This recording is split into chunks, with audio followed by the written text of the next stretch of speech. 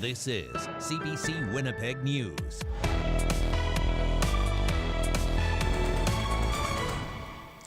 Good evening. Thank you for joining us tonight. Crown prosecutors have decided to stay a fraud charge against a former Winnipeg funeral director. Chad Wheeler and his company Wheeler Funeral Home, Cemetery and Crematorium were at the center of a long list of complaints involving more than 100 alleged victims. CBC's Alana Cole has this update. It was in 2020 that police charged former Winnipeg funeral director Chad Wheeler with fraud. His funeral home had gone into court-ordered receivership in 2018. Wheeler's funeral license was revoked the following year. There were allegations of missing money, families defrauded out of prepaid funeral costs, and at the time of the charge, police said they believed there were more than 130 victims, totaling $300,000 in losses. Now the fraud charge against Wheeler has been stayed. A provincial spokesperson says new information came to light that led the Crown to reassess its case. They determined there was no longer a reasonable likelihood of conviction. Among other complaints against the funeral home, missing ashes. Valerie McDonald said it was Wheeler's funeral home that was contracted to cremate her mother's remains. So sad, man. How can they do such a thing, eh? But the urn they received in 2018 was empty. She was later given ashes and told they belonged to her mother, but McDonald says her family feels they will never know for sure. Of course, now we're still in disbelief. Like, we still have Mom's ashes. We haven't buried her yet because the older girls don't believe in their hearts that that is not my mom. I mean, me, I have to believe in something. So I want to believe it's her. She's upset the charge against Wheeler won't go forward. I am disappointed in our whole judicial system. It's horrible. Like, why would that? For all, like, I thought they had a lot of evidence against him. CBC reached out to Wheeler's lawyer. Ethan Pollock says his client has always maintained his innocence. When asked why the charge was stayed, he said he's not permitted to discuss the specifics. Alana Cole, CBC News, Winnipeg. Two people who allegedly handed out cannabis candies to Winnipeg trick-or-treaters at Halloween have now formally been charged with more than 24 offenses each. Sheldon Chonkanov and Tammy Sigador were formally charged yesterday.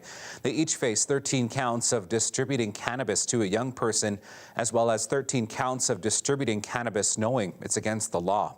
Police said they received more than a dozen reports about the candies, all from the same area in South Tuxedo.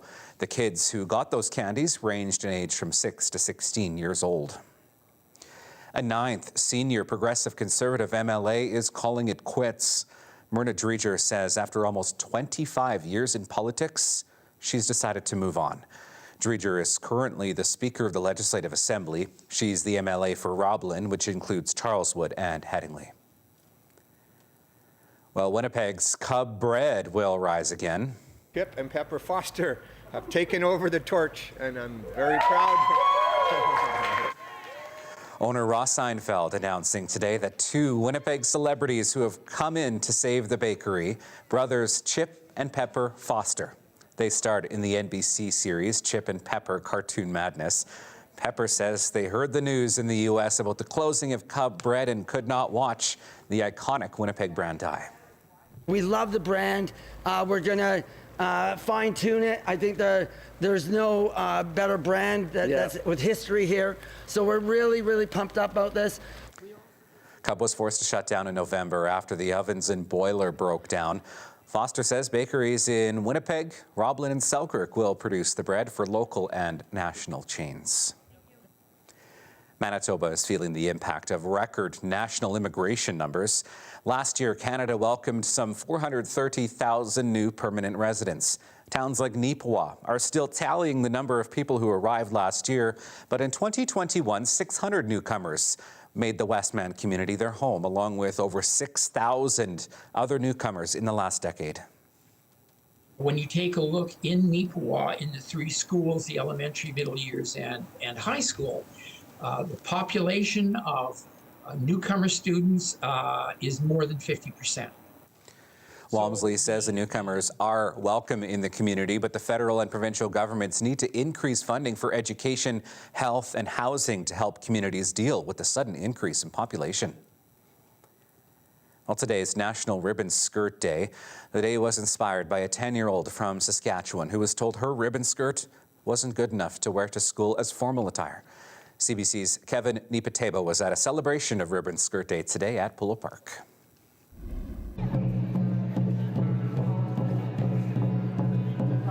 It's a real big day for learning for all Canadians about Indigenous culture and our history as well. Well, it's a very important day, considering the racism that, an Indigenous girl experienced in this country by shaming her for, proudly displaying who she was as an Indigenous girl, and, to support her and to honor her and to really amplify her voice as well, for Canadians to learn about who we are and for them to, walk alongside of us and to learn. The skirt represents protection of the family, and it represents the teepee. And if you notice the way that the teepee is built, it also looks like a woman's skirt. Underneath that teepee, she protects her family. She raises a family. She's a caregiver. She's a life giver, and everything that she honors and protects is underneath that teepee. It inspires me that I'm walking so proudly in this beautiful ribbon skirt and reclaiming my culture, my language, and my identity, and attending beautiful ceremonies wearing my ribbon skirt. A lot of people don't realize when women are sitting in circle and they're making skirts together, that's a bonding experience that we have as women, and that's the most important thing ever, is that we're rebuilding connections, and I absolutely love it. Well, here's a look at downtown Winnipeg tonight. It sure was foggy in parts of the province this morning, and we could see more of that again tonight. I'll have your forecast up next.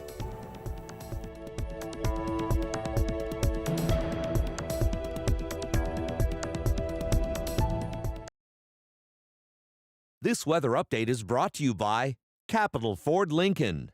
22 model clear out is on now. Welcome back. We do have a risk of some patchy fog really across the province as we head into the night tonight. Waking up tomorrow morning at around -16 in Winnipeg and Brandon, generally around that -15 mark first thing in the morning tomorrow across most of the province. A nice sunny day on tap again tomorrow. Mix of sun and cloud, -14s for much of southern Manitoba. A bit cooler up in Churchill and -19 degrees. So expect a mix of sun and cloud as we head into the day tomorrow. I think this is maybe a little bit more cloud than we'll see through much of the day, but expect a general mix of sun and cloud across the province tomorrow into Friday as well. Another stable day weather-wise with a mix of sun and cloud.